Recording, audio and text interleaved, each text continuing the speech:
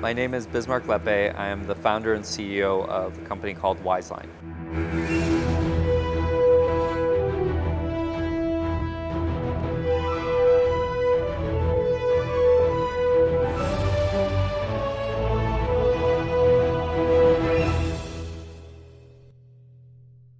I tried to start companies while I was still in college, but they all failed. And so I don't really consider that part of the journey. I think I learned certain things, but nothing that I was able to use later on. It wasn't until going to Google that I saw the company grow that I started to think about how do you hire people, how do you retain people, how do you build products at global scale. That I think I was better set up to go and start my company. And so the beginning part was relatively easy. We raised capital fairly easily. We started hiring people. We launched product to market. We started getting customers. And so everything was fantastic. And then we were faced with the economic downturn of 2008, 2009.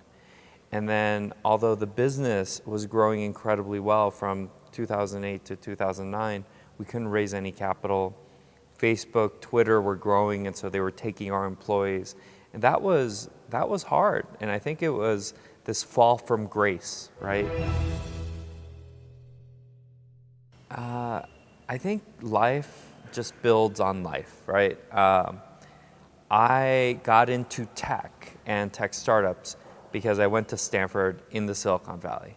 And so if I hadn't gone to the Silicon Valley, hadn't gone to Stanford, I think my life probably would have gone into finance or medicine and done something else. And then when I went to Google, my team was responsible for monetizing non-traditional text-based content. And so we had click-to-play video ads, we had image ads. And so Google acquires YouTube, and my team is responsible for coming in and developing a platform to monetize YouTube. And that gave us the access to big media companies and what they were thinking. So publicly, all of the big media companies were talking about suing Google and YouTube because back in 2006, YouTube was the center of piracy. And so media companies were telling them, if you don't fix that, we are going to sue you for billions of dollars. But privately, I was meeting with these executives, and they wanted to know how they could leverage the platform to distribute and promote their own content, and what they needed to do technically to launch their own platforms. And so that gave us the idea that there was an opportunity to develop a platform that would help these media companies onboard their content onto the web.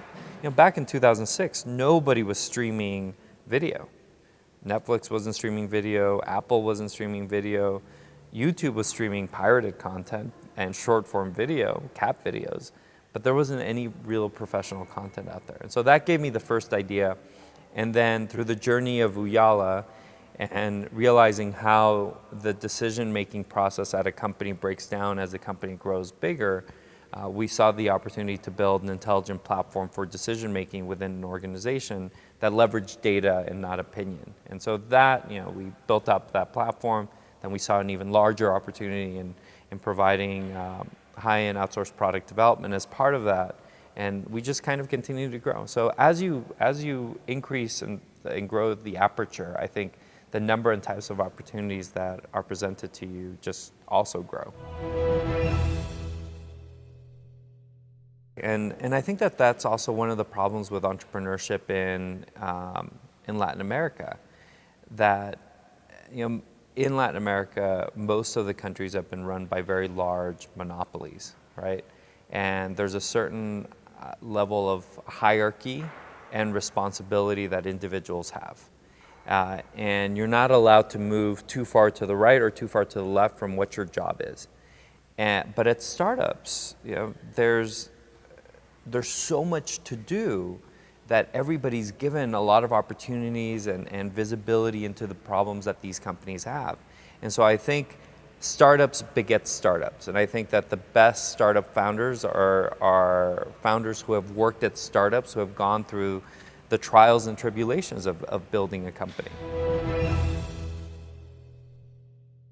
I don't think I went through any formal framework because, some people go to business school to get an entrepreneurial degree, or they go to a workshop to become an entrepreneur. I just kind of figured it out, but I think that there's a lot to agile development where you don't work really hard on coming up with a 3 or 4 year plan when you don't even know if the idea is going to turn into the product that you're going to be taking to market.